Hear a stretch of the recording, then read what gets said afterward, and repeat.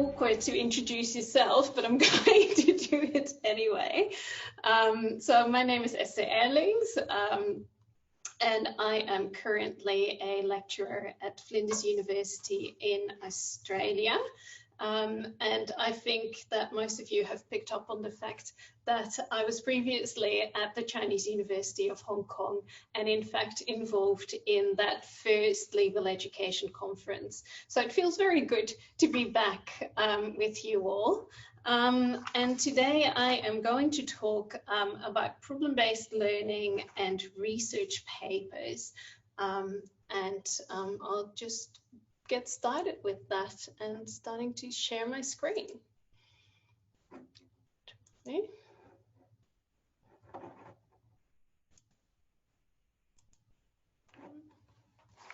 All right, so Flinders University, as I said, the presentation is called From Problem to Paper, the use of problem-based learning as capacity building for final research papers. And what I will talk about is a little bit about problem-based learning itself, and then I will tell you more about a topic in which I have applied this. I have to say, it's actually the other way around. I did the topic and then I realized just to what extent problem-based learning had helped build capacity for the students. So this is a little bit of reverse engineering. What is problem-based learning? Most of you will know what it is, but I have found over time that people have somewhat different ideas. So one of the ideas about problem-based learning that I found in Australia is that it's sometimes used for any kind of pedagogy that works around a problem. That is not how I am looking at it in this presentation. So when I'm talking about problem-based learning, I am referring to a student-driven type of pedagogy that relies very much on things like the 7-jump strategy or the 6-step process. So in its purest form, when you look at problem-based learning, there are methods that tell you a number of steps to go through. And these would be, for example, that 7-jump strategy says clarify. So students are presented with a problem. And they have to then clarify concepts. They then have to identify issues. They should brainstorm about what it is that they need to know. Then they elaborate on explanations and they formulate issues for self-learning. And then they go out and study and hopefully fill those knowledge gaps, after which they come together again and discuss the findings. And in that respect, from their shared learning, something arises. Now, pure problem-based learning is really, basically, here is a problem, sort yourself out. It's not quite like that, but that's sort of the general idea. There are newer forms of problem-based learning, which are sometimes called problem-based learning light versions. And this is where the teacher might be a little bit more directive. There might be versions where somebody is giving some initial material just as a starting point. A little bit of lecturing could be involved. But the fundamental idea of problem-based learning is that it revolves around an authentic scenario, and students are themselves asked to find the resources they need to address that scenario. One of the good things is, maybe some of you attended Michael Bromby's presentation this morning. I actually found an article by him which talked about problem-based learning in an online environment. It had an offline component, but the good news is that problem-based learning apparently can be quite effectively done online as well as offline. Now, one of the things that we often talk about when we talk about problem-based learning is those competencies that students gain when they go through the process. So it stimulates independent learning, it stimulates these research skills, problem-solving skills. Students need to become creative because sometimes they're presented with a problem and they have really no idea what the solution can be, and there might not be a ready solution. So they have to start thinking creatively and critically about issues. Whether problem-based learning is also excellent to motivate students. There's actually some conflicting literature on that. For example, a recent study by Vainen and others found that there was not really a clear link to motivation. And that might in fact get back to what Professor Howells previously talked about in the plenary session.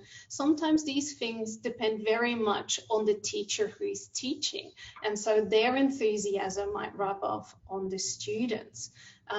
Now, what is important for this presentation is we're teaching students all these competences, and then ultimately, as Professor Szabo wrote, ultimately they learn to apply their new skills towards PBL style assessments, only to revert back to a traditional exam style at the end of the year.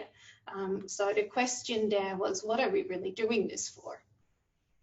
And so when I thought about it, I think there were two things that I picked up about this problem-based learning literature. When you look at skills, a lot of the literature will tell you the problems need to be vague enough but manageable, no clear direction towards an outcome. There might be some stated learning outcomes that are included. However, I could not really find anything about specifically embedded legal skills in exercises, apart from, for example, Douglas, who's teaching to business students and said, well, I needed to get them acquainted with things like IREC, so that's a system of issue, rule, application, conclusion. And then when you look at assessment, we're teaching them all these skills, and then we give them an exam, and sometimes you can't avoid that for reasons of accreditation. But in other circumstances, exams might not be the right way to actually test the skills that we're teaching the students. You could also look at PBL submissions. Those are sometimes used as assessment, or where there's really a research setup, then people have been pre-testing and post-testing students to see whether they'd actually learned anything. So a lot of the assessment eventually comes down to, have they actually improved their knowledge? Whereas we've been thinking initially, when we talk about problem-based learning, about those skills. So one of the things I wanted to do at some stage anyway was see if I could feed some skills into a topic at Flinders. And that was partly because of something that Wong also mentions, and is the fact that we accommodate students to such extent that we're actually taking away opportunities for learning from them. I don't know what it's like at other universities, but for example, at Flinders, we give our students a reading list, but also the topic coordinator sources all the material, puts it on the online website, so the equivalent of Blackboard, and the students just need to click on the case, read it, then they get a lecture, we tell them exactly what the right authority is and what that says, and then they get a little scenario that they apply that knowledge to. Now, what I found was that a lot of my students weren't capable of locating an authority if their life depended on it.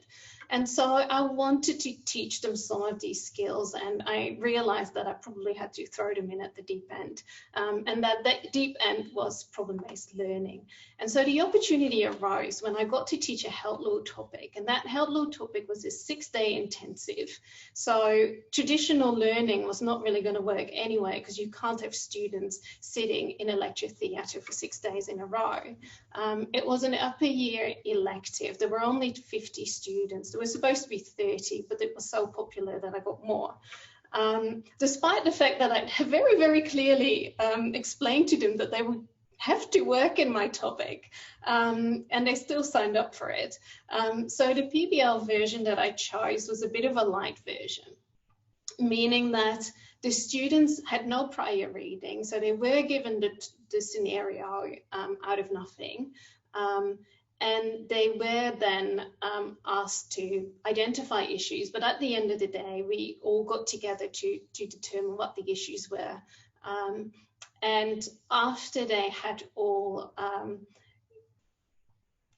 had the opportunity to share with each other what their outcomes were, we had a little debrief, or sort of a lecture by me to say, not what is the outcome to the problem, but more like what are really the rules. So for example, what is consent in health law?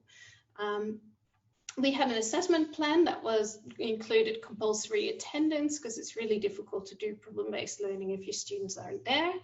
A presentation for 25% in a research paper. And then what I did was I thought of the skills that my students would need, and I tried to embed them in the problems. And so the first problem had to do with civil liability.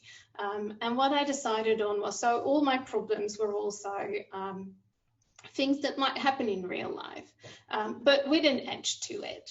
So the first civil liability one was a mid-flight emergency where a doctor who helped out used the defibrillator, forgot to check whether someone was wearing any jewelry, and that person got very bad burns. And so the things that I embedded there were an appreciation of special legislation. So my students immediately went for negligence, of course, but there is actually a Civil Aviation Carriers Liability Act in Australia. And so I wanted them to understand that sometimes things are actually regulated by statute. I also wanted them to look at interpretation of statutory terms via case law. In this case, that was accident. What I further wanted them to get the hang of was an interpretation, an argument on facts where the law is uncertain.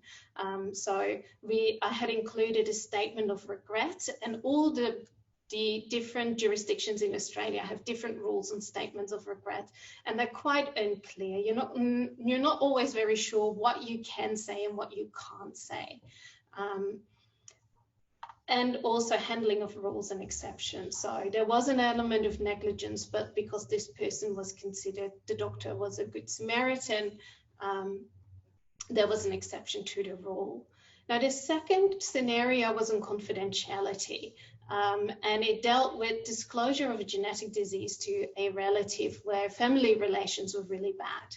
So the person who had the genetic disease didn't want the relative to know. But Australian legislation, in fact, allows for a breach of confidentiality in those circumstances. What I put in this scenario was working with the purpose of the law. So really, why do we have these principles of confidentiality and privacy? I also wanted them to look at the relevance of delegated rules. So in this case, there are authorized guidelines that have been authorized by legislation, and they would have to find and work with. In addition to that, application of cases by analogy. So there are no clear cases on this matter in South Australia, but there are cases on HIV and whether you should tell a partner. And on top of that, application of overseas authority, because anyone who works in health law, this has been a big issue in the United Kingdom at the moment, where the court did find a duty to tell. The third PBL was on consent, and it dealt with posthumous reproduction. And I need to hurry up a little bit because I'm running out of time. And it dealt with the interaction of law and morals. I wanted them to understand that and how to approach inconsistent case law. So there's a lot of case law there's a fair amount of case law on this issue in Australia, but it's all very, very inconsistent. And it's inconsistent because judges are following their morals sometimes more than what the law strictly says. Subsequent applications in the same case, and relying on literature to fill the gaps. And the last scenario had to do with directing care and capacity. So this was a scenario about a confused mother and potential financial abuse by a sister. And this required students to grapple with multiple legal regimes, so guardianship, advanced care directives, powers of attorney, awareness of special tribunals. So this in South Australia is regulated by the Civil and Administrative Tribunal. Also an appreciation of procedural requirements and how they might impact on substantive issues. So for example, the requirement that you can't get guardianship until you have a medical report. But if somebody refuses to go to a doctor, how do you get that medical report? And the specificity of arguments.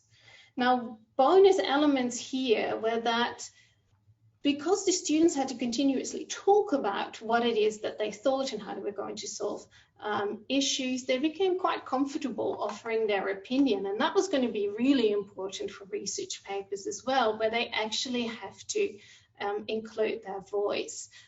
One more thing that I did was an early intervention strategy. They all had to give a presentation on their topic proposals so that we could very early on pick up issues where students wanted to do things that were too broad or just not feasible. Now, I'm not going to lie, day one was a bit of a struggle, and I seriously thought I need to reconsider my life choices because without these lectures, without these ready materials, a lot of the students really, really struggled. They didn't know where to start and they didn't know where to end.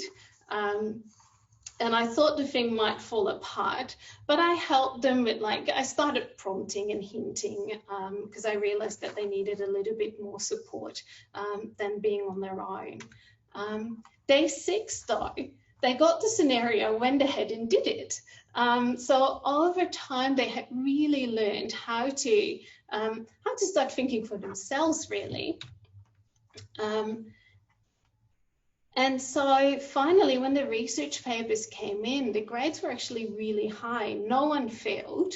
And I'm a harsh marker, so that was really quite interesting. It was also interesting to see that students actually constructed their arguments on different sources and that they knew what they were doing and felt confident to give their opinion. They actually wrote about what they thought and what they felt law reform should be like.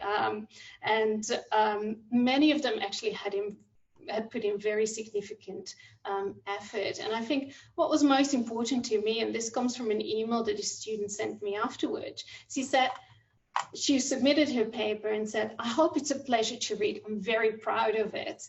And I suppose if you can see my face on the video right now, I was also really proud of them. They did an amazing job, much, much better than I had initially expected. And so what I picked up from this was that research papers require those things that we teach in PBL. They require understanding, making connections, critical evaluation, voice of the author, and grit, so carrying on even if it's tough. And so what I concluded from this was that carefully crafted PBL scenarios can actually build the capacity that students need to excel in these research papers. I have a little bibliography, and I'll stop sharing now. And I am just going to carry on with the questions that are in my little mailbox here. So I have another question from Ahmed Mohammed Mikhail. And the question is, if examination is not always the best way to test student performances, will it be good to give less percentage mark to examination and focus more on other skills / positive feedbacks which students have showcased in the course of their learning? Yeah, to be quite honest, I'm not such a big fan of examination at all. It is a one point in time measurement of what students know or do not know. I suppose one of the things is as well, at Flinders University, so Flinders is a very inclusive university, and we have a lot of students who have mental health issues, and they get a disability access plan for that. And so a lot of my students suffer from really high anxiety, and making them sit through an exam in an exam hall, even though they get like special accommodation, they might be in a smaller room. It's just a scenario for disaster. Whereas if you give them something that they can work on from home, some of them did really well. It was actually surprising because I had some students that were known as really quite weak students. And they did so well on the research paper because this was where they could put in some creativeness. They had to come up with their own topic for the paper. So they could really show what they were capable of. And I tell you, some of them really did show. Oh no, actually, yeah, I still have time for one more question, I think. And this is coming from Jenny. She says, do you think that current learning environment is too organized and too neat? Do you think teachers should occasionally throw in less relevant information when they design questions? Oh, that's a good one. So what I understand this to be is like when we write a question, we normally have a really nice line of argument that lines up neatly alongside the law, and we just need our students to put those two together and off they go. And should we at times make things difficult for them by putting in information that's irrelevant and might sort of throw them off a little bit? Absolutely. I mean, I don't really have much practical experience, but the impression that I have from the bit of praxis that I've seen is that almost no client comes in with a neatly organized story that you can just distill the legal argument from. In fact, in one of my other topics, I do client interviewing. And so the students have a simulated client interviewing exercise. And part of that is to get these clients to just throw it all out there, and for the students to then have to manage that and be like, okay, neatly, like sort of gently bringing them back to the topic. Yeah, I think absolutely nothing is nice and neat in real life, and so it shouldn't be in law because we're not. So we've heard a lot, I think, during the course of the conference about preparing students for real life, and whether they go into practice or anywhere else, I think preparing them for real life is preparing them for people who are not going to offer them on a silver tray what they need to know. So I have no further questions.